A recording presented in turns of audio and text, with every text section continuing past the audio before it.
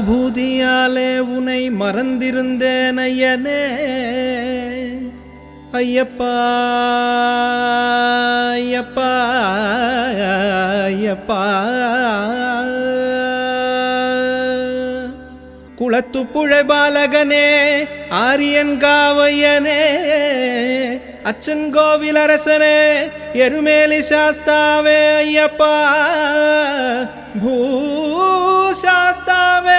Manikanta Manikanda சபரிகிரிநாதனே